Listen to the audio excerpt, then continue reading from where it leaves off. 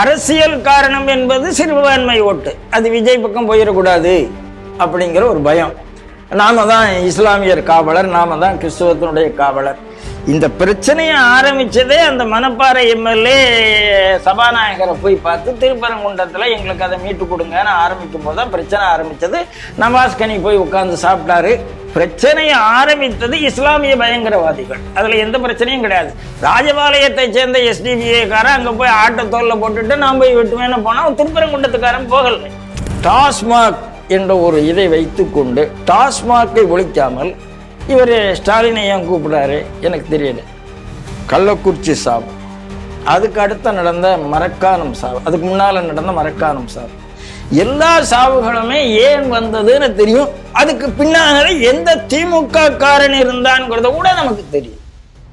அப்ப அந்த திமுக காரர்களை உங்களால பண்ண முடியல. அந்த திமுக காரர்களை பத்தி அரசு நிர்வாகமும் காவல்துறை நிர்வாகமும் பயந்து போய் இருக்கிறதுங்கிறத நம்ம பார்த்தா அவங்களுக்கு 20 லட்சம் ரூபாய் நீங்க கொடுக்குறீங்க. அப்படி குங்குமத்தை அப்படி ஜம்முன்னு விட்டுட்டு அப்படி சிராஜ் பஸ்வான் அப்படி வர்றாரு. நீங்க அவர் தன்னுடைய சுயத்தை இழக்கவில்லை, சுயமரியாதை இழக்கவில்லை, அந்நிய மதத்துக்கு வாழ்பெடுக்கவில்லை. அதனால பாரதிய ஜனதா கட்சி 29 சீட்டு கொடுக்குது. நீங்க சுயத்தை இழந்து விட்டீர்கள், அந்நிய மதத்துக்கு வாழ்பெடுக்கிறீர்கள், பிளாஸ்டிக் சேர்ல உட்காருகிறீர்கள். 2 சீட்டுக்கு மேல ஏன் கொடுக்கணும்? உங்களுக்கு ஏன் 6 சீட்டுக்கு மேல கொடுக்கணும்? வன்னி அரசு வேணா பேசலாம், எங்க ஆள் சிஎம்க்கு தகுதியானவர். சிஎம்க்கு எப்படிங்க 6 சீட்டு கொடுப்பாங்க? எனக்கு புரியவே இல்லை. முதல்ல வன்னி அரசு அங்க பேசட்டும். அதனால திமுக என்பது சமூக நீதிக்கு சம்பந்தம் இல்லாத கட்சி என்பது. அப்ப அவர் சொல்றப்ப நீங்க சொன்ன மாதிரி உங்களை எனக்கு தெரியும் உட்காருங்க அப்படிங்கிறார். அப்படின்னா அவர் ஏன் பொல்லானுக்காக முருகன் பேசுகிறார் அப்படிங்கறத புரிஞ்சுக்கிட்டு அந்த ஜாதிய வன்மத்தோடு தான் அவர் பேசியிருக்கிறாரோன்னு எனக்கு தோணுது. சிவாவினுடைய பேச்சுல ஜாதிய வன்மம் இருந்ததுங்கிறதா அமைச்சரே. அதாவது நீ அப்படின்னு உட்காரு தம்பி அப்படிங்கிறாரு. உட்காரியா உட்காரியா அப்படின்னா ஒரு மினிஸ்டர் பார்த்து உட்காரியான்னு சொல்ல முடியுமா அப்படின்னு எனக்கு தெரியல. அப்ப இவர்கள் அதைத்தான் சொல்றேன். திமுக என்பதே ஒரு விஷக்கிருமிங்க. அதாவது ஜனநாயகத்தை பத்தி பேசுவாங்க, சுயமரியாதையை பத்தி பேசுவாங்க, ஆனால் இது எதுவுமே கடைபிடிக்காத ஒரு விஷக்கிருமி தான் திமுக. ஆராசா வந்தே மாதிரம்னு ஒரு எம்பி சொல்லும் போது அது கேலியா சிரிக்கிறாரு. அதையும் அந்த வீடியோவும் நீங்க வந்திருக்கோம். India is an empire, India is not an nation. அதைத்தான் சொல்றோம். நீ கிறுக்கு பைய இதை ஒன்றிய அரசுன்னு சொன்னால் இனிமே நாங்கள் இந்திய பேரரசு என்றுதான் சொல்லுவோம். இந்த இடத்துல இந்தியா தன்னை பேரரசு எம்பையர் என்று நிரூபித்திருக்கிறது. ஓஹோ, அதெல்லாம் ஜனநாயக நாடு எம்பையரா சொல்லலாமா? சொல்லலாம். ஏன்னா ஜனநாயகத்திலையும் நாங்க எம்பையர். ஏன்னா நாங்கள் அமெரிக்காவில் என்ன கூத்து நடந்து கொண்டு இருக்கிறதே நாங்கள் பார்த்து கொண்டு இருக்கிறோம்.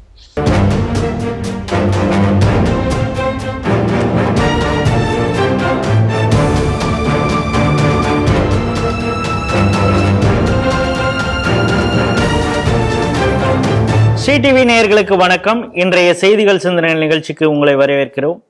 முதலில் இன்றைய முக்கிய செய்திகளை பார்ப்போம். நீதிமன்ற அவமதிப்பு வழக்கில் தலைமைச் செயலர் ஏடிஜிபி டிசம்பர் 17 ஆஜராக நீதிமன்றம் உத்தரவு. போதையில் பஞ்சாபாக மாறும் தமிழகம், வைகோ எச்சரிக்கை. திமுக நகராட்சி பெண் தலைவர் மீது சாதி வன்மம், சொந்த கட்சிக்காரர் மீது புகார். லோக்சபாவில் ஆர் ராஜா வந்தே மாதரம் குறித்த பேச்சு, இந்து முன்னணி கண்டனம். உலகளவில் யூபிஐ முதலிடம், பன்னாட்டு நிதியம் பாராட்டு. இன்றைய செய்திகள் குறித்து தனது கருத்துக்களை நம்மிடையே பகிர்ந்து கொள்ள நமது அரங்கத்திற்கு ஒரே நாடு இதழின் ஆசிரியர் திரு ராம நம்பிநாராயணன் அவர்கள் வந்திருக்கிறார். ஸ்ரீ டிவி நேயர்கள் சார்பாக அவரை வரவேற்கிறேன். வணக்கம். வணக்கம் ராஜேஷ். முதல் செய்தியாக கடந்த ஒரு வாரமாக ரொம்ப பரபரப்பாக இருக்கக்கூடிய அந்த செய்தி தான் திருப்பரங்குன்றம் அந்த மலை உச்சியில் இருக்கக்கூடிய தீபத்தூணில் தீபம் ஏற்ற வேண்டும் அப்படிங்கிற இந்துக்களுடைய உரிமை குறித்து நடந்த வழக்கு. அதற்கு மதுரை கோர்ட்டு கொடுத்த தீர்ப்பு, அந்த தீர்ப்பை அமல்படுத்தலை. பிறகு மேல்முறை போனாங்க அரசு சார்பில், HRNC சார்பில் போனாங்க. அதுலேயும் அவங்க ஏற்கனவே கொடுத்த தீர்ப்பு சரிதான், அதை இம்ப்ளிமெண்ட் பண்ணுங்கன்னு அதையும் அவங்க செய்யலை.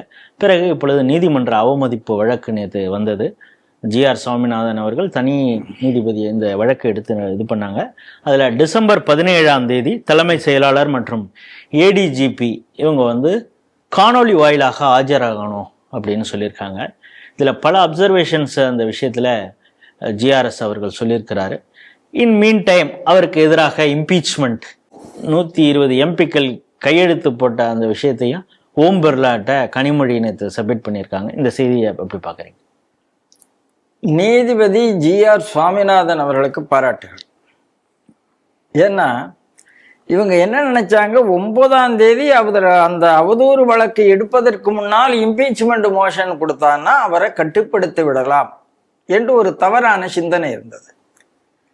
அவர் என்ன சொல்லிட்டாரு, என் தேவனே ஏன் என்னை கைவிட்டேன்னு சொல்லிட்டு நான் அழுது புலம்புறதுக்காக இங்க இருக்கல, ஏன் வேலையை நான் செய்து கொண்டு இருப்பேன் அப்படின்னு அந்த ஜட்ஜ்மெண்ட்ல அழகா சொல்லிட்டாரு. சொல்லிட்டு இன்னொன்னு சொல்லிட்டார், சுப்ரீம் கோர்ட் இதுல நம்பரே கொடுக்கல, ஆகையினால நான் இதை நிறுத்தணும்னு அவசியம் இல்லை, இந்த அவதூறு வழக்கு நடைபெறும் அப்படின்னு முதல் விஷயம் சொல்லிட்டார். இப்ப எனக்கு இவங்களுக்கு ஏன் இந்த கோபம் அப்படிங்கிற விஷயத்த முதல்ல ஆராய்ச்சி பண்ணானுங்க. அதாவது நீங்க சொல்ல வர்றது தீர்ப்பு அப்படிங்கறது தாண்டி அந்த தீர்ப்பை சொன்ன நீதிபதியின் மீது ஏன் கோபம்? ஆமா, பொதுவா எல்லாருமே தீர்ப்பை விமர்சனம் பண்ணுவார்கள், நீதிபதியை விமர்சனம் பண்ணக்கூடாது, அதுக்கு மோட்டிவ் கற்பிக்க கூடாது என்பதுதான் சட்டம். இங்க மோட்டிவ் கற்பிக்கிறார்கள் என்பதே சட்டத்துக்கு விரோதமானது, அரசியலமைப்பு சட்டத்துக்கு விரோதமானது. அப்ப நாம எங்கேயுமே மோட்டிவ் கற்பிக்கல. இப்போ சபரிமலையில ஒரு தீர்ப்பு வந்தது, ஆண்டாண்டு காலமாக இல்லாத வகையில் பெண்கள் போகலாம்னு ஒரு தீர்ப்பு. குறிப்பிட்ட வயதுடைய பெண்கள், ஆமா குறிப்பிட்ட வயதுடைய பெண்கள், அதாவது டீனேஜ் பெண்களும் போகலாம் அப்படின்னு ஒரு தீர்ப்பு வந்தது. அந்த நீதிபதி மேல யாருமே கண்டெம்ட் ஆஃப் கோர்ட் இம்பீச்மெண்ட் கொடுக்கல. அந்த தீர்ப்பை விமர்சிச்சோம், தீர்ப்பு விமர்சனம். முந்தின தலைமை நீதிபதி பி.ஆர். கவாய் அவர் சொன்னார், வேணா உன் தெய்வத்திட்ட போய் கேளு, ஏன் கோர்ட்டுக்கு வரேன்னு சொன்னாரு. கோபம் வந்தது இந்து பக்தர்களுக்கு. யாரு இம்பீச்மெண்ட்டுக்கு போகல, ரெண்டுமே மோடி அரசு தான். மோடி அரசு ஜனநாயகத்தை மதித்து கொண்டிருக்கிறது. ஒன்னும் சொல்ல போனா இம்பீச்மெண்ட் பண்ணியிருந்தா சக்சஸ்ஃபுல்லா பண்ணிருக்கலாம். ஈவன் இப்ப இதையே எடுத்துக்கங்க, பர்திவாலா ஆர் மகாதேவனுடைய கேஸ் எடுத்துக்கங்க. ஜனாதிபதிக்கு கெடு வைத்து தீர்ப்பு சொல்லுகிறார்கள், அன்கான்ஸ்டிடியூஷனல். அது ஜனாதிபதிக்கும் கவர்னருக்கும் கெடு வைத்து, காலக்கெடு வைத்து தீர்ப்பு சொல்லுகிறார்கள். கொதிக்கவே இல்லை மோடி அரசு. ஜனாதிபதி ஒரு 14 கேள்வியை கேட்டு அந்த 14 கேள்விக்கு பதிலை வாங்கி அமைதியா அந்த 2 நீதிபதிகள் முகத்துல அப்படி கரிய பூசிட்டாங்க. அவ்வளவுதான். அதாவது உன் முகத்துல நான் சாணியை பூசுறேன்டா, ஆனா வெளி உலகத்துக்கு தெரியாது, நீ போய் அதை மஞ்சள்னு சொல்லிக்கோ அப்படின்னு சொல்லி சாணியை பூசி அவங்கள ஆமா எங்க ஜனாதிபதி மஞ்சள் பூசி விட்டுட்டாருன்னு இன்னைக்கு சொல்லிட்டு இருக்காங்க. அதுதான் உண்மை. அப்படி பூசினதுன்னு கூட அவங்க சொல்லலைங்கிறது தான். எல்லாத்துக்கும் அவங்க கேட்டதுக்கு ஆமா எங்களுக்கு அந்த உரிமை இல்லை, அந்த அதிகாரம் இல்லை அப்படி இப்படின்னு அந்த 14 கேள்விக்குமே தங்களுக்கு அந்த அளவுக்கு அதிகாரம் இல்லைன்னு சொல்லி அந்த 2 நீதிபதிகள் மீது தீர்ப்புக்காக இம்பீச்மெண்ட் கொண்டு வர முடியுமா என்றால் கொண்டு வந்திருக்கலாம். அதையும் இவங்க பண்ணல. ஆனால் இப்போ தனிநபரை விமர்சித்து இம்பீச்மெண்ட்டுக்கான காரணம் என்ன? முதல் காரணம் அரசியல் காரணம் என்பது சிறுபான்மை ஓட்டு, அது விஜய் பக்கம் போயிடக்கூடாது அப்படிங்கிற ஒரு பயம். நாம தான் இஸ்லாமியர் காவலர், நாம தான் கிறிஸ்துவத்தினுடைய காவலர். இந்த பிரச்சனையை ஆரம்பிச்சதே அந்த மணப்பாறை எம்எல்ஏ சபாநாயகரை போய் பார்த்து திருப்பரங்குன்றத்துல எங்களுக்கு அதை மீட்டு கொடுங்கன்னு ஆரம்பிக்கும் போதுதான் பிரச்சனை ஆரம்பிச்சது. நவாஸ் கனி போய் உட்கார்ந்து சாப்பிட்டாரு. பிரச்சனையை ஆரம்பித்தது இஸ்லாமிய பயங்கரவாதிகள். அதுல எந்த பிரச்சனையும் கிடையாது. ராஜபாளையத்தை சேர்ந்த எஸ்டிபிஐ காரன் அங்க போய் ஆட்டை தோல்ல போட்டுட்டு நான் போய் வெட்டுவேன்னு போனா திருப்பரங்குன்றத்துக்காரன் போகல. அன்னைக்கு இந்த திராவிட முன்னேற்ற கழகம் அரசு அவர்களை கண்டிக்கவில்லை. சொந்த ஊர் வெளியூர்னா அப்ப பேசல, அப்பெல்லாம் பேசல, அப்பெல்லாம் சொந்தக்காரன் சொக்காரன் இல்லை. இப்ப தீர்ப்பு கொடுத்த பிறகு அவங்க உடனடியா அப்பீல் பண்ணல. அன்னைக்கு சாயங்காலம் 6 மணி வரைக்கும் பாருங்கன்னு சொல்லிட்டு 6:05க்கு தீர்ப்பை இம்ப்ளிமெண்ட் பண்ணல, அவதூறு வழக்கு எடுக்கப்படுகிறது. இப்போ சுவாமிநாதன் மீது என்ன கோபம் அப்படின்னா நான் 3 கோபத்தை பாக்குறேங்க. ஒன்று, நான் ஏற்கனவே சொன்ன அந்த பர்திவாலா ஆர் மகாதேவன் வழக்குல அவங்க டைம் ஃப்ரேம் பிக்ஸ் பண்ணி டீம் டு பி பாஸ்ட் என்று ஒரு வார்த்தை சொல்லிட்டாங்க. அப்படின்னா என்ன அர்த்தம்? இதெல்லாம் பாஸ் ஆனதாக கருதப்படுகிறது. பாஸ் ஆனதாக கருதப்படுகிறதுனால நாங்க தான் இனிமே வேந்தர் அப்படி சொல்லி முதல்வரை வேந்தராக்கிய வில்சனுக்கு பாராட்டுன்னு ஒரு பாராட்டு விழா நடத்தி டீ பார்ட்டி எல்லாம் இங்க சோலா ஜரட்டன்ல ஜோனை எல்லாம் நடத்தின பிறகு அந்த வழக்கு யுஜிசி நாம்ஸுக்கு எதிராக முதல்வரை வேந்தராக்க கூடாதுன்னு ஹைகோர்ட்டுக்கு போகுது. ஜிஆர் சுவாமிநாதன் போகுது. ஜிஆர் சுவாமிநாதன் அதுக்கு ஸ்டே கொடுக்கிறார். ஸ்டே கொடுக்கும் போது வில்சன் அங்க போய் பணிவாக கேட்கிறார், அப்புறம் மன்றாடுகிறார், அப்புறம் மிரட்டுகிறார். அந்த மிரட்டுற விஷயத்த ஜிஆர் சுவாமிநாதன் வெளியில சொல்லிட்டாரு. எப்ப இதெல்லாம் ஏன்ட்ட வச்சுக்காதீங்கிறத வில்சன்ட்ட நேரடியா சொல்லிட்டு ஸ்டே கொடுக்கிறார்.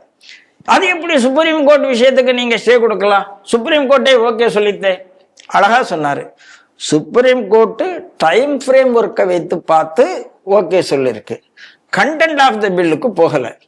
ஏன்னா எந்த பில்லுமே பாஸ் பண்ணதுக்கு முன்னால கண்டென்ட் ஆஃப் த பில்லுக்கு போக முடியாது. அது சட்டம்.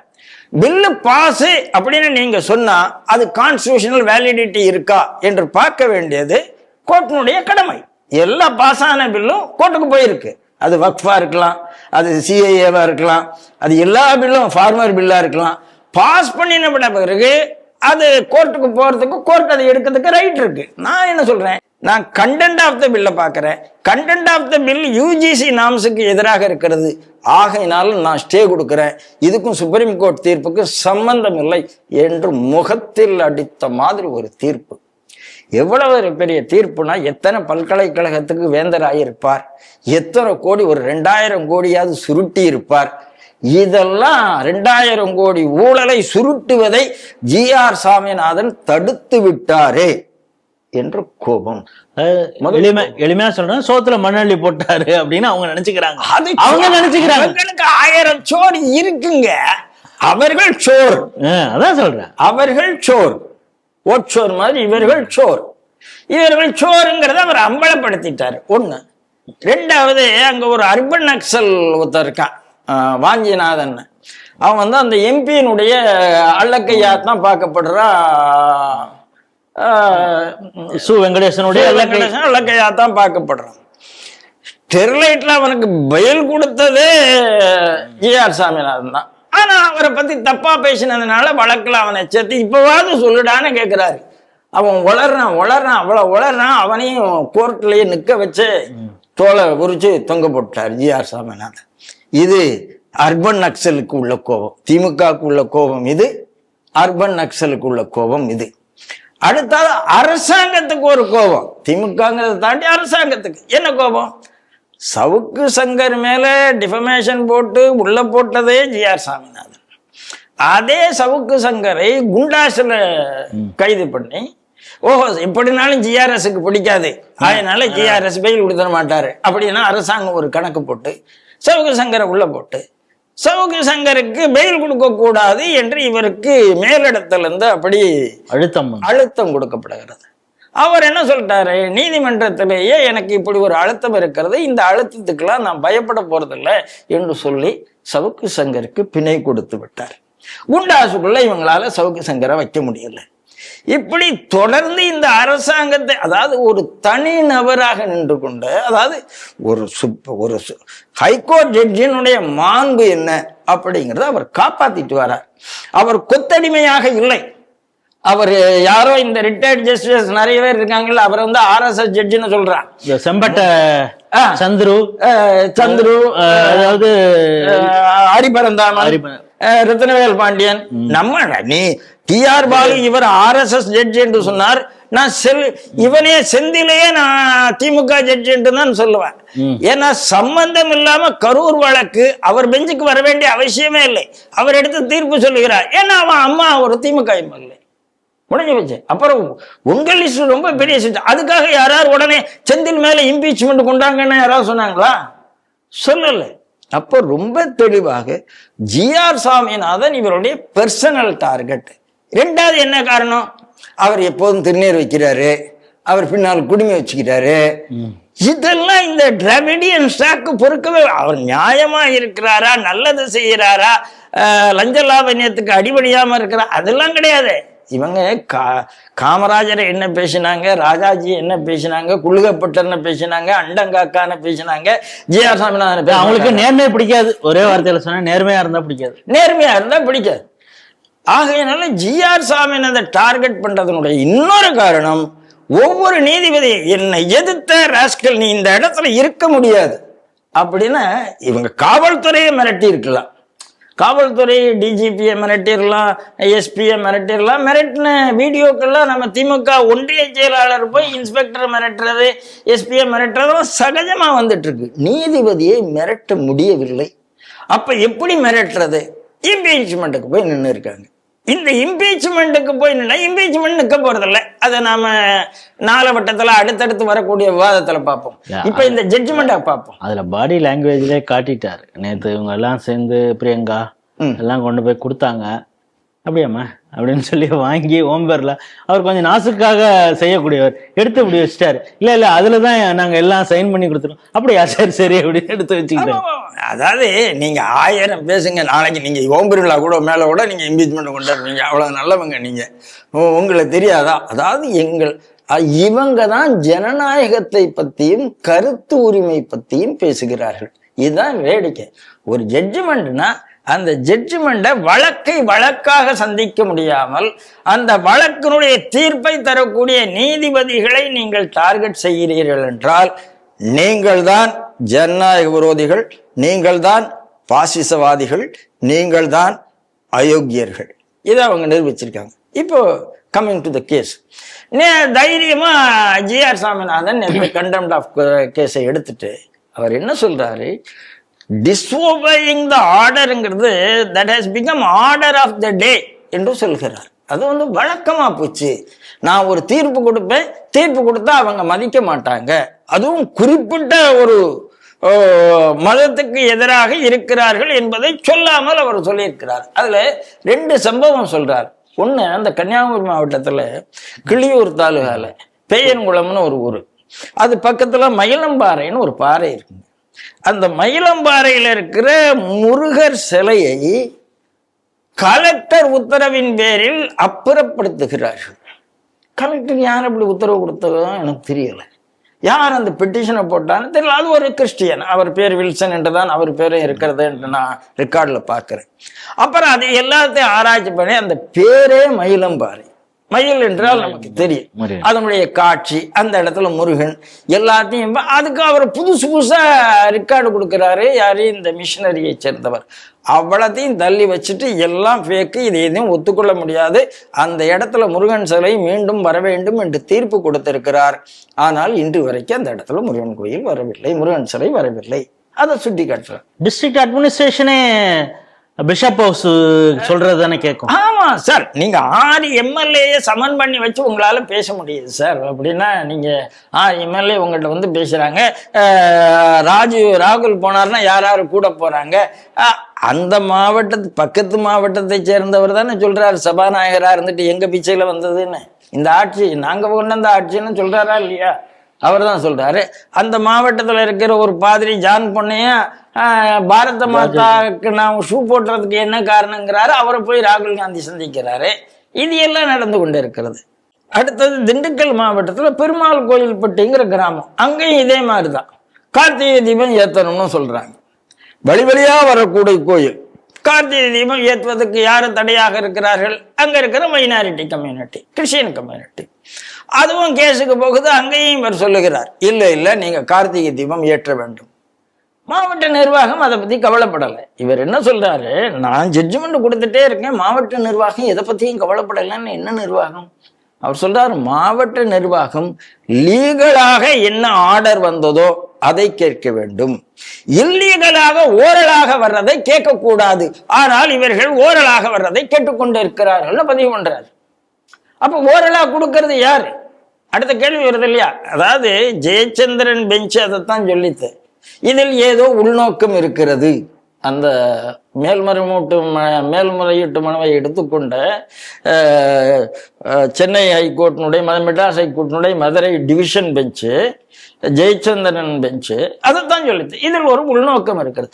அப்போ ஆர்டர் பாஸ் பண்ணிட்டே இருப்பீங்க. இந்து சமுதாயத்துக்கான ஆர்டர்னா அதை நாங்கள் செய்யவே மாட்டோம். நீ எங்கனாலும் கோர்ட்டுக்கு போடா, எங்க ஆட்சி ஹிந்துவா ஒண்ணும் பண்ண மாட்டோம் அப்படின்னு சொல்றதை ரொம்ப அழகா அந்த ஜட்ஜ்மெண்ட்ல ஜி.ஆர். சுவாமிநாதன் உரித்து வைத்திருக்கிறார். நான் சொல்றேன், கடைசி புகலிடம்னு ஒரு இடம் எங்க போவான்? நீதிமன்றத்துக்கு தானே போவான். அந்த நீதிமன்றம் நீதி வழங்கின பிறகு அதை செயல்படுத்த முடியாத அதிகாரிகள் எதுக்குன்னு கேட்கிறேன்.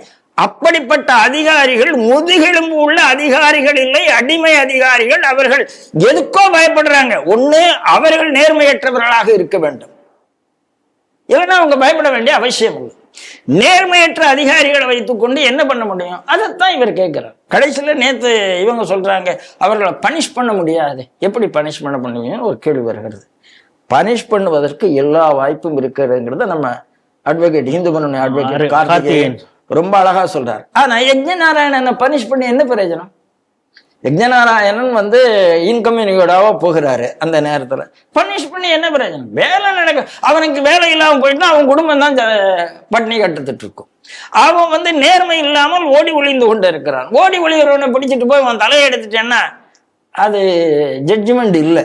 அதனால என்ன பண்ணிட்டாரு ரொம்ப அழகா, இது சின்ன விஷயம் இல்லை, எந்த ஜட்ஜ்மெண்ட்டுமே நிர்வாகம் கேட்பதில்லை.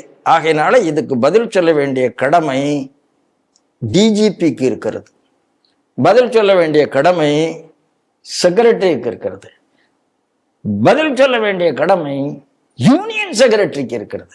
ஆகையினால ஏன்னா சிஐஎஸ்எஃப் ரிப்போர்ட்டையும் வாங்கிடுறாரு. சிஐஎஸ்எஃப் நாங்க போனோம் ஏன் விடலைங்கிற ரிப்போர்ட்டையும் வாங்கி வைத்துக்கொண்டு 17ஆம் தேதி காணொலியில டிஜிபி வரணும், ஸ்டேட் கவர்மெண்டுடைய செக்ரட்டரி வரணும், யூனியன் செக்ரட்டரி வரணும். யூனியன் கவர்மெண்டுடைய மத்திய அரசாங்கத்தினுடைய, யூனியன் கவர்மெண்ட் ஒன்றிய அரசாங்கம்னு சொல்லிடப்படாது, மத்திய அரசாங்கத்தினுடைய செக்ரட்டரி வரணும் என்று 17ஆம் தேதிக்கு வச்சிருக்கிறார்.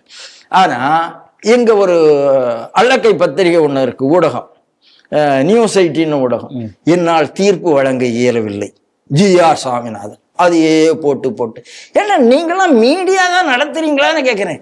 நியூஸ் 18 அங்க அற்புதமா பண்ணிட்டு இருக்கு. எங்க இங்கிலீஷ்லயும் ஹிந்திலையும் அவ்வளவு அற்புதமா பண்ணிட்டு இருக்கு.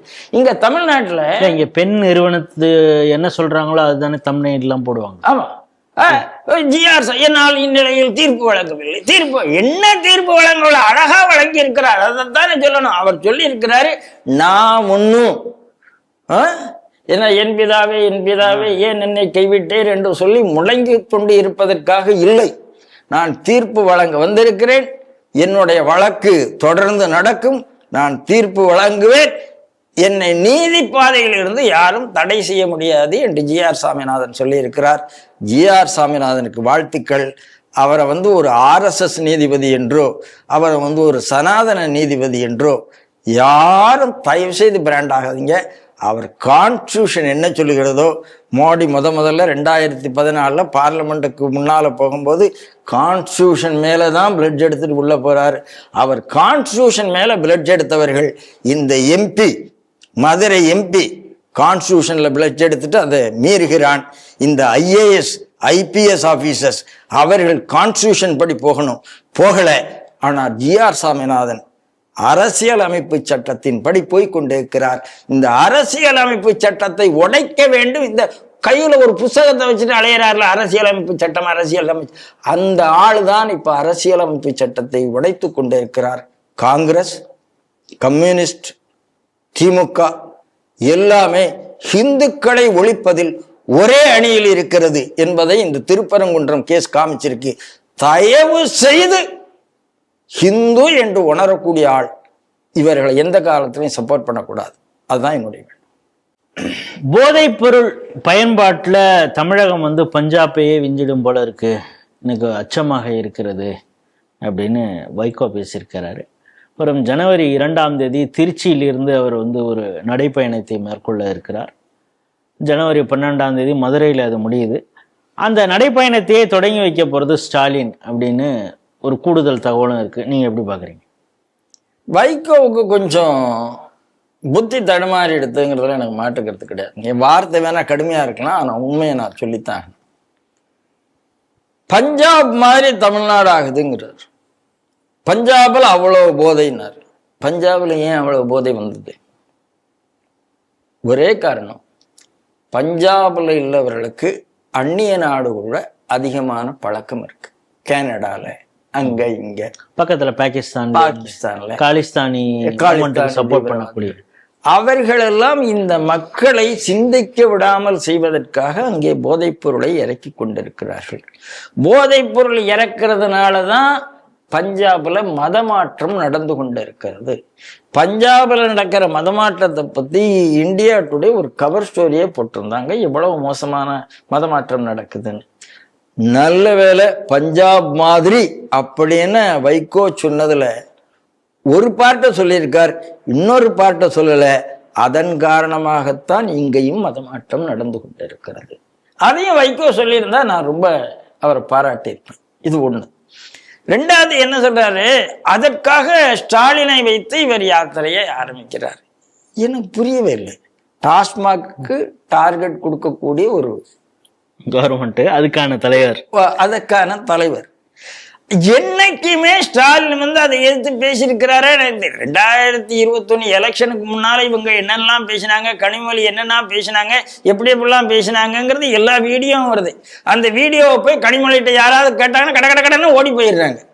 இதை நாம் பார்த்து கொண்டே இருக்கிறோம். ஆகையினால டாஸ்மாக் என்ற ஒரு இதை வைத்து கொண்டு டாஸ்மாக்கை ஒழிக்காமல் இவர் ஸ்டாலினை ஏன் கூப்பிடாரு எனக்கு தெரியல. கள்ளக்குறிச்சி சாவு, அதுக்கு அடுத்த நடந்த மரக்காணம் சாவு, அதுக்கு முன்னால நடந்த மரக்காணம் சாவு, எல்லா சாவுகளுமே ஏன் வந்ததுன்னு தெரியும். அதுக்கு பின்னால எந்த திமுக காரன் இருந்தான்ங்கிறத கூட நமக்கு தெரியும்.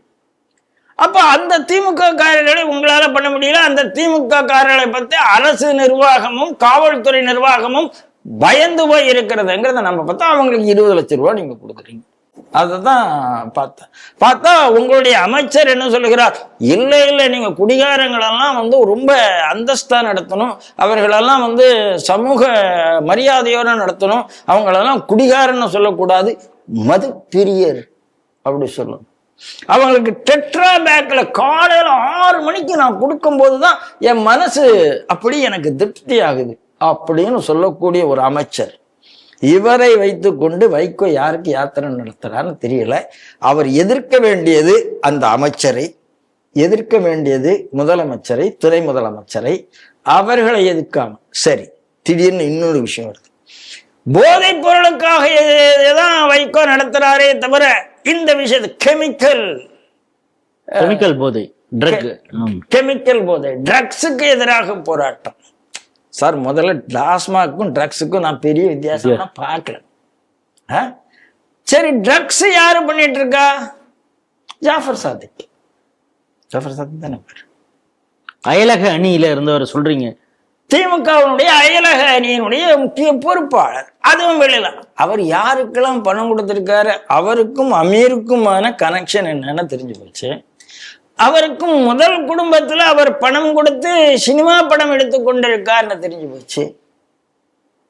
இந்த யாத்திரையில இந்த விஷயத்தெல்லாம் வைகோ பேசுவாரா?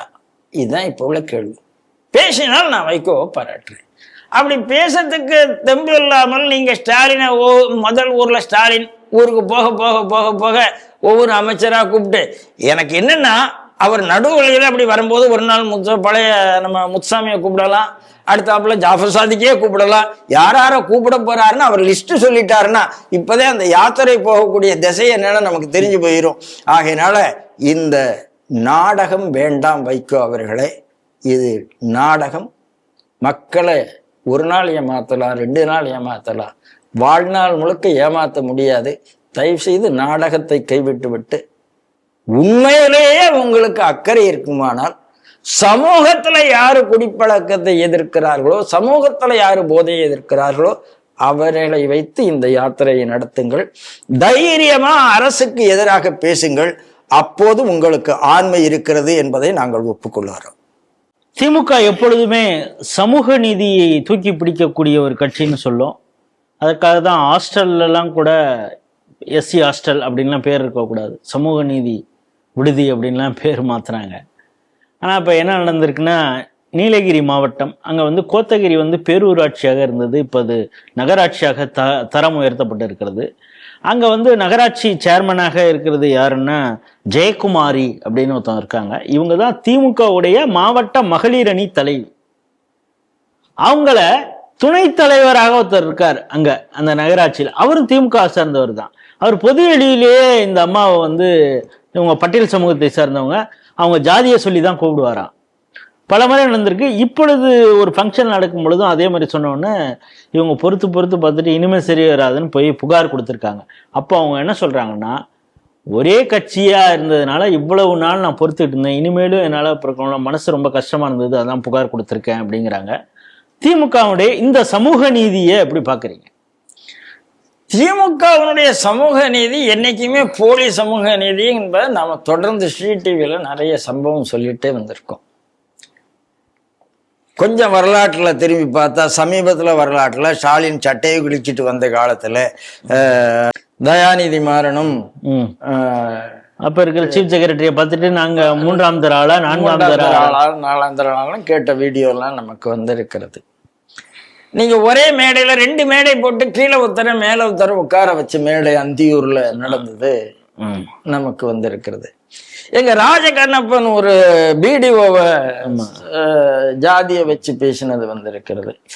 ஏசிகா தலைவருக்கே அவர் பிளாஸ்டிக் சேரும் அவர் ராஜ சிம்மானத்துல உட்கார்ந்து, ஏசிகா தலைவருக்கு பிளாஸ்டிக் சேருங்கிறத நான் வந்து அவரு ஏதோ ஸ்டூல் தான் கொடுத்துருப்பாருன்னு நினைச்சேன், ஏதோ பிளாஸ்டிக் சேர் கொடுத்துட்டாரு. ஏன்னா அவருக்கு வந்து இன்ன வரைக்கும் இந்த பிளாஸ்டிக் சேரை எதிர்த்து போராடுற முதுகெலும்பே இல்லாத ஆள அவருக்கு ஸ்டூல் தான் கொடுத்துருக்கணும். கொஞ்சம் முதுகெலும்பு இருக்குன்னா பிளாஸ்டிக் சேர் கொடுத்துருக்கலாம், அதெல்லாம் இல்லை. அவர் அப்படி போய் எப்படி அவர் வந்து குனிஞ்சி வானம் சொன்னா தவழ்ந்து வரக்கூடிய ஒரு ஆளு. அவர் தான் சுயமரியாதை, அந்த மரியாதை, இந்த மரியாதையெல்லாம் பேசிட்டு இருக்கிறாரு. எந்த மரியாதையும் இல்லாத ஸ்பின்லெஸ் முதுகெலும்பு இல்லாத ஒரு நபர் அவருக்கு பிளாஸ்டிக் சேர் கொடுத்து கொண்டிருக்கிறார்கள். அதனால அவங்களுக்கு தெரியும் இதுக்கு மேல இவர், ஏன்னா 2 சீட்டு கொடுக்குறாங்க சார். நீங்க கொஞ்சம் யோசிச்சு பாருங்க. பீகார்ல பாஸ்வானுடைய பையன் அவர் எப்படி வர்றாரு, அவருக்கு 29 சீட்டு. 29 சீட்டில் இன்னைக்கு 20 சீட்டு ஜெயிச்சு காமிச்சிருக்கிறாரு. 20 சீட்டு ஜெயிச்சு காமிச்சு நெத்தியில் அழகா தன்னுடைய அப்படி குங்குமத்தை அப்படி ஜம்முன்னு விட்டுட்டு அப்படி சிராஜ் பாஸ்வான் அப்படி வர்றாரு அவர். நீங்க அவர் தன்னுடைய சுயத்தை இழக்கவில்லை, சுயமரியாதை இழக்கவில்லை, அந்நிய மதத்துக்கு வாழ்பெடுக்கவில்லை. அதனால பாரதிய ஜனதா கட்சி 29 சீட்டு கொடுக்குது. நீங்க சுயத்தை இழந்து விட்டீர்கள், அந்நிய மதத்துக்கு வாழ்பெடுக்கிறீர்கள், பிளாஸ்டிக் சேர்ல உட்காருகிறீர்கள். 2 சீட்டுக்கு மேல ஏன் கொடுக்கணும் உங்களுக்கு? ஏன் 6 சீட்டுக்கு மேல கொடுக்கணும்? வன்னி அரசு வேணா பேசலாம், எங்க ஆள் சிஎம்க்கு தகுதியானவர். சிஎம்க்கு எப்படிங்க 6 சீட்டு கொடுப்பாங்க? எனக்கு புரியவே இல்லை. முதல்ல வன்னி அரசு அங்க பேசட்டும். அதனால திமுக என்பது சமூக நீதிக்கு சம்பந்தம் இல்லாத கட்சி என்பது சார். ஜஸ்டிஸ் பார்ட்டியே அப்படிதான் சார். இவங்க புதுசா ஏதோ வளரிட்டு கிடக்குறாங்க, அதுக்குள்ள நம்ம போக வேண்டாம். பட்டியல் சமூகத்துல நகரத்தை விட்டு வெளியில அனுப்பணும்னு சொன்னவங்க தானே, சொன்னவங்க தான். இவங்களுடைய ஒவ்வொரு திட்டமும் அப்படித்தான். அதனால திமுக என்பது சமூக, இப்போ இந்த அம்மா கேஸ் கொடுத்திருக்காங்க, இந்த அம்மாவை நம்ம பாராட்டுவோம். ஆனா திராவிட முன்னேற்ற கழகம் இந்த அம்மா கூட இருக்குமா என்ற கேள்வி $1 மில்லியன் கொஸ்டின். ஏன்னா இவங்க வந்து SC/STக்காக பேசுறதா இருந்தா 370 வரவேற்றிருக்கணுமே, நீக்கத்தை வரவேற்றிருக்கணுமே. அதெல்லாம் பண்ணவே மாட்டாங்க. திமுகவுக்கும் சமூக ஒண்ணுங்க, திமுக உண்மையிலேயே சமூக நீதியை போற்றுவதா இருந்தால் தன் குடும்பத்துல இல்லாத இந்த மாதிரி பட்டியல் இனத்துல இருந்த ஒரு தலைவரை கட்சி தலைவர் ஆக்கிவிட்டு ஒரு CM ஆக்கத்துக்கு முயற்சி பண்ணட்டும். அதுக்கப்புறம் அது சமூக நீதினு சொல்லுவோம். பாரதிய ஜனதா கட்சி அதை தொடர்ந்து செய்து கொண்டு இருக்கிறது. இதுதான் வித்தியாசம். வந்தே மாதரம் 150வது ஆண்டு நிறைவு. இதை குறித்து சிறப்பு விவாதம் 2 அவைகளிலேயுமே நடந்துகிட்டு இருக்கு பாராளுமன்றத்தில். ஏற்கனவே மோடி பேசுனதை நம்ம பார்த்தோம். நேற்று வந்து ராஜா வந்து லோக்சபாவில் பேசியதாக இருக்கட்டும், ராஜ்யசபாவில் திருச்சி சிவாவும் பேசியிருக்காங்க. குறிப்பாக ராசா பேசும் பொழுது வந்தே மாதரத்தின் மூலமாக ஒரு எழுச்சி கொடுத்த பங்கிம் சந்திர சாட்டர்ஜி அவரை ஒரு பிற்போக்குவாதியாகவும், பெண்களுடைய மேம்பாட்டை அவர் விரும்பாதவராகவும், சனாதனத்தை தூக்கி பிடித்து இஸ்லாமியர்களுக்கு ஒரு நெருடலை ஏற்படுத்தக்கூடிய வகையில் அவர் செயல்பட்டார் அப்படிங்கிற துணியில் அவர் பல விஷயங்கள் பேச.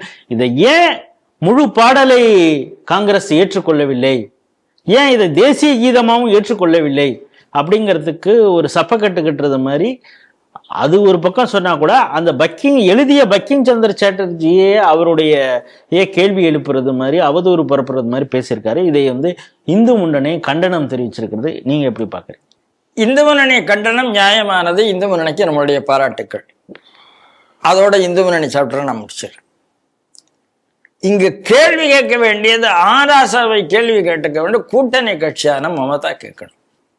ஏன்னா மமதா என்ன சொல்றா, வந்தே மாதரம் கோஷத்துக்கு நாங்கள் தான் சொந்தக்காரர்கள், ஜெய்ஹிந்த் கோஷத்துக்கு நாங்கள் தான், ஜெய்ஹிந்த் செண்பகராமன் நாம சொல்லிட்டு இருக்கோம், அது ஒரு பக்கம் இருக்கட்டும், அவங்க ஒரு வரலாறு சொல்லட்டும், அதுல ஒன்றும் நமக்கு ஆட்சேபனை இல்லை.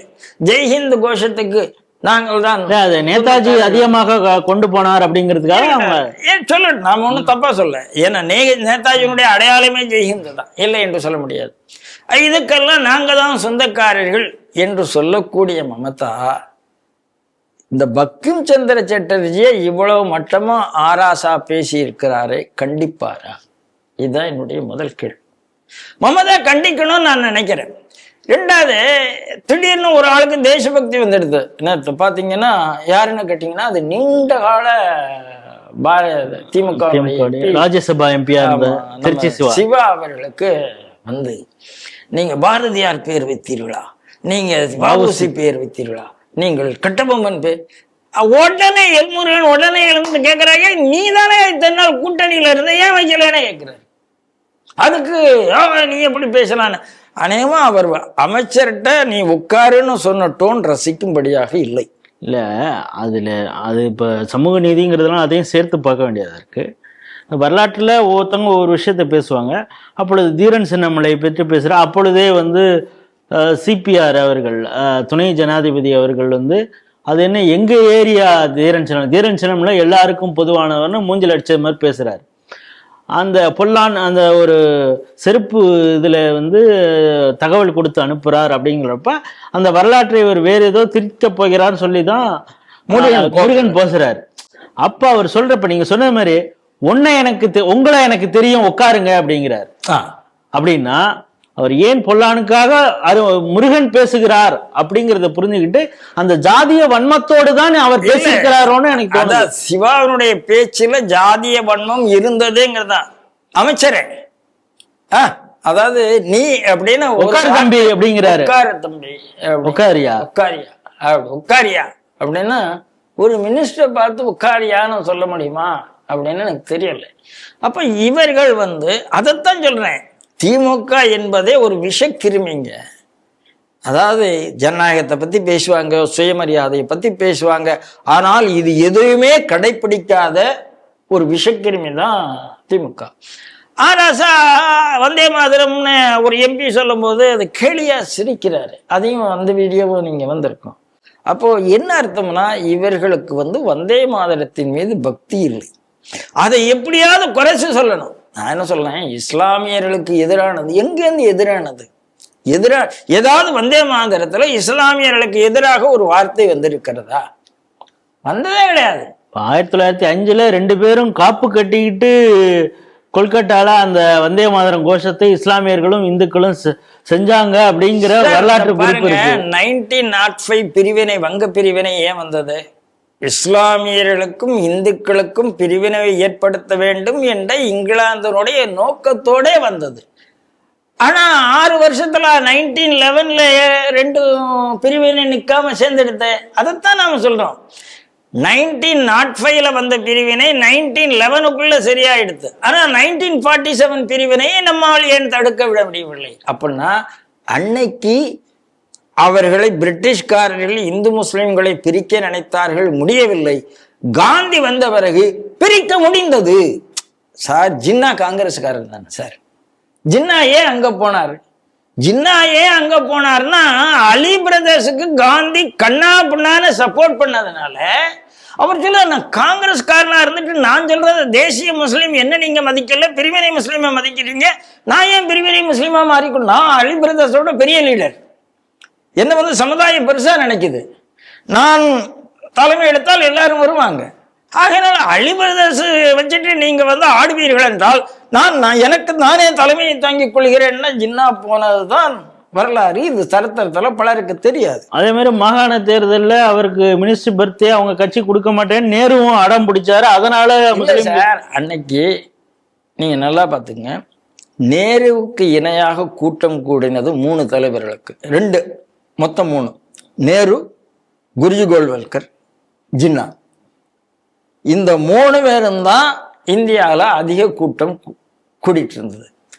ஆகவே நேருவுக்கு ஜின்னாவையும் ஒழிக்க வேண்டும், குருஜி கோல்வல்கரையும் ஒழிக்க வேண்டும், இந்த சிந்தனை வந்தது. அப்ப அந்த சிந்தனை வந்த வருது, அதுல இஸ்லாமிய வியாபாரிகள் அதை பயன்படுத்தி கொண்டார்கள். இந்த மேமன் என்று இஸ்லாத்துல ஒரு கம்யூனிட்டி, வியாபார கம்யூனிட்டி, நீங்க யாக்கூப் மேனனை கேள்விப்பட்டிருக்கீங்க. மேமன் என்பது அவங்க என்ன முடிவு பண்றாங்க, நம்மளால இந்த குஜராத்திஸ் கூடையும் சிந்திஸ் கூடையும் இந்த மார்வாரி கூடையும் போட்டி போட முடியலை வியாபாரத்துல, ஆகையினால இஸ்லாமியர்களுக்கு தனிநாடு வேண்டும் என்று அவர்கள் முடிவு செய்து அவர்கள் 25 கோடி ரூபாய் ஜின்னாவுக்கு பணம் கொடுத்து நீங்க வந்து பாகிஸ்தானை கேளுங்கள்.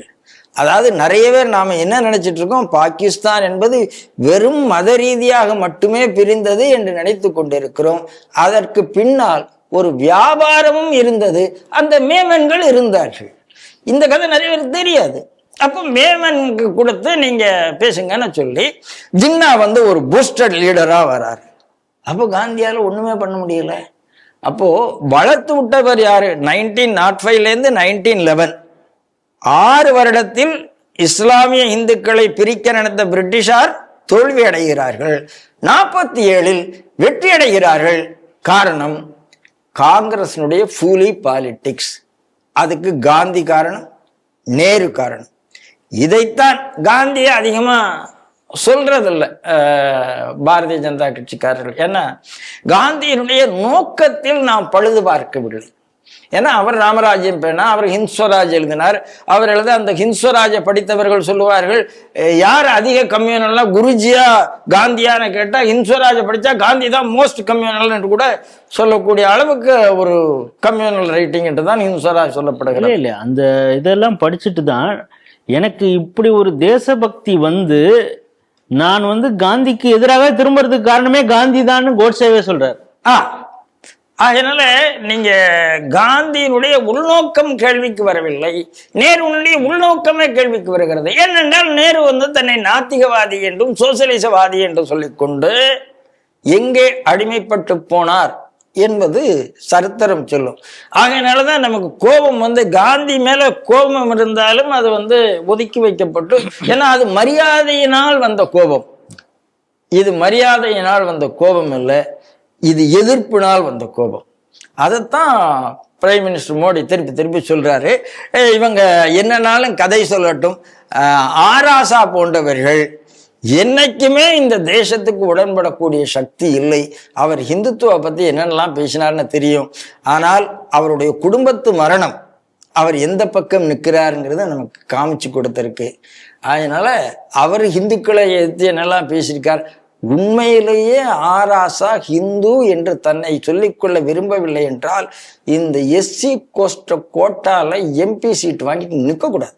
அப்பதான் அந்த ஆள் மானம் உள்ள ஆள். சும்மா இங்க இந்துக்களுக்கு கொடுத்த எஸ்சி கோட்டால வந்து வாங்கி நின்றுட்டு இந்து என்று சொன்ன கடைசி விக்கிரகம் இருக்கிற வரைக்கும் நாம் சூத்திரன் தானே பேசிட்டு இருந்தா முதல்ல இவருடைய எம்பி பதவி பறிக்கப்பட வேண்டும். அதுதான் என்னுடைய கோரிக்கை. உலக அளவிலே பொருளாதாரத்தில் மற்ற நாடுகள்லாம் பின்தங்கி இருக்கக்கூடிய நேரத்தில் ஜிடிபி எல்லாம் குறைஞ்சிக்கிட்டு இருக்கு. ஆனால் இந்தியாவோட வளர்ச்சி எப்படி இருக்குன்னு பார்க்குறோம். அதை விட இப்போ இன்னும் ஒரு டேட்டா ஒன்று வந்திருக்கு. இதை சொல்லியிருக்கிறது IMF அப்படின்னு என்ன சொல்கிறாங்கன்னா, உலக அளவில் UPI வர்த்தகம் அதில் மிக சரியான செயல்பாட்டு முறையில் இயங்கக்கூடிய ஒரு நாடாக இந்தியா இருக்குது. அதனுடைய அவங்களுடைய கான்ட்ரிபியூஷன் கிட்டத்தட்ட 49% ஆஃப் த யூபிஐ டிரான்சாக்ஷன் இந்தியாவுடைய கான்ட்ரிபியூஷன் இருக்குது அப்படிங்கிறாங்க. ஏறத்தாழ என்ன சொல்கிறாங்கன்னா, இந்தியாவில் 12,930 கோடி ரூபாய் யூபிஐ மூலமாக மட்டுமே டிரான்சாக்ஷன் நடக்குது. இது பிரேசில், தாய்லாந்து, சீனா இதையெல்லாம் எங்கேயோ பின்தள்ளிட்டு இந்தியா அப்படி முன்னாணியில் இருக்குது அப்படின்னு இருக்குது. இந்த கேள்வியை நான் கேட்டு முடிஞ்ச உடனே உங்களுக்கு அந்த ப. சிதம்பரம் நம்மள்கிட்ட நெட்டு இருக்கான்னு கேட்டது தான் உங்களுக்கு ஞாபகம் வரும்னு நினைக்கிறேன். நீங்கள் என்ன நினைக்கிறீங்க? இல்லைங்க, டிஜிட்டல் உலகத்தில் இன்னைக்கு இந்தியா எங்கே நிற்கிறது? அதாவது பண பரிவர்த்தனையில் இந்தியன் யூபிஐயை எத்தனை நாடுகள் இப்போ ஏற்றுக்கொள்கிறார்கள்? அதுதானேங்க உங்க வீட்டு ஒரு 48 நாடுகள் இப்போ சின்ன சின்ன 48 நாடுகள், சின்ன சின்ன நாடுகள் இந்தியாவினுடைய யூபிஐ பண பரிவர்த்தனையை ஏற்றுக்கொண்டு விட்டால் இந்தியா ஒரு சக்கரவர்த்தி நாடு தானே. India is an empire, India is not an nation. அதைத்தான் சொல்றோம். நீ கிறுக்கு பைய இதை ஒன்றிய அரசுன்னு சொன்னால் இனிமே நாங்கள் இந்திய பேரரசு என்றுதான் சொல்லுவோம். இந்த இடத்துல இந்தியா தன்னை பேரரசு, ஐ மீன் எம்பையர் என்று நிரூபித்திருக்கிறது. ஓஹோ, அதெல்லாம் ஜனநாயக நாடு எம்பையரா சொல்லலாமா? சொல்லலாம். ஏன்னா ஜனநாயகத்திலையும் நாங்க எம்பையர். ஏன்னா நாங்க அமெரிக்காவில் என்ன கூத்து நடந்து கொண்டு இருக்கிறதே நாங்க பார்த்து கொண்டு இருக்கிறோம். அதனால நீங்க என்னத்தையும் சொல்லிட்டு போங்க, இந்தியாவுடைய எக்கனாமிக் குரோத் என்பது யாராலும் இனிமே தடுக்க முடியாது. இதுக்கு சதி வரலாம்.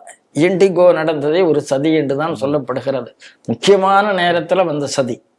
அதை இந்த அரசாங்கம் எப்படி சமாளித்து கொண்டிருக்கிறது என்பதை நாம் பார்க்கிறோம். அதுக்கான பனிஷ்மெண்ட் என்னங்கிறத நம்ம அரசாங்கம் சொல்லி இருக்கிறது. அதனால ரொம்ப தெளிவான முன்னேற்றம். இன்னைக்கு டிஜிட்டல் இந்தியா என்பது உலகத்தின் நாடுகளை தன்னகத்தே கொண்டு வரக்கூடிய ஒரு இந்தியா. அதற்கு காரணம் தலைமை. அந்த தலைமை இப்போ ரகுராமராஜன் ஒருத்தர் இருந்தார், அவர் நான் சொல்லாமல் இருக்கக்கூடாது.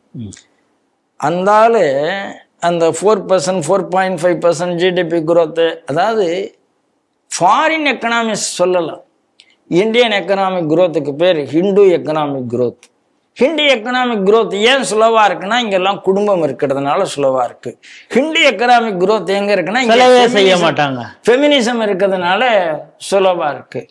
நான் என்ன சொல்றேன், இந்த குடும்பமும் இந்த ஃபெமினிசமும் இல்லாம இந்தியன் எக்கனாமி இன்னைக்கு உலக பொருளாதாரம் விழுந்து கொண்டு இருக்கும்போது அதுவும் விழுந்து கொண்டு போயிருக்கும். இன்னைக்கு ஹிந்து எக்கனாமிக்ஸ் தான் இதை காப்பாற்றி. ஹிந்து எக்கனாமிக்ஸ் சார், ஒரு பந்தயத்துல ஓடுறவன் முதல்ல ஸ்லோவா ஓடுவான். அப்படியே அந்த டார்கெட்டை நெருங்க அவனுக்கு அந்த ஸ்பீடு இன்க்ரீஸ் ஆகும். அது ஒரு ஸ்போர்ட்ஸ்மேன் ஸ்பிரிட். முதல்ல எல்லாத்தையும் ஓடிட்டு விழுறதுன்னா இன்னைக்கு அமெரிக்கா விழுந்து கொண்டு இருக்கிறது. உதாரணம், நீ வேணா ஹிந்தி எக்கனாமிக் குரோத்னு சொல்லிட்டு இருக்கலாம். அதையும் பிரைம் மினிஸ்டர் பார்லிமெண்ட்லயே சுட்டி காமிச்சிட்டார். நீ என்னதான் சொன்ன, என்ன ஹிந்தி எக்கனாமிக் குரோத்னு சொன்ன, நான் இன்னைக்கு பார் அப்படின்ட்டார். அதனால ஹிந்து எக்கனாமிக் குரோத் தான் இன்னைக்கு இந்தியாவை வெற்றிக்கு கொண்டு வந்து கொண்டு இருக்கிறது. அதுல டிஜிட்டல் முக்கியமான பாடம். இதை உலகம் புரிந்து கொள்ளும். இன்றைய 5 செய்திகள் குறித்து மிக விரிவாக, மிக ஆழமாக ஸ்ரீ டிவி நேயர்களோடு உங்களுடைய கருத்துக்களை பகிர்ந்து கொண்டிருக்கீங்க. மீண்டும் ஒரு நிகழ்ச்சியில் சந்திப்போம். அதுவரை உங்களிடமிருந்து விடைபெறுகிறோம். நன்றி, வணக்கம். ஜெய் ஹிந்த், ஜெய் ஸ்ரீராம். ஜெய் ஹிந்த், ஜெய் ஸ்ரீராம்.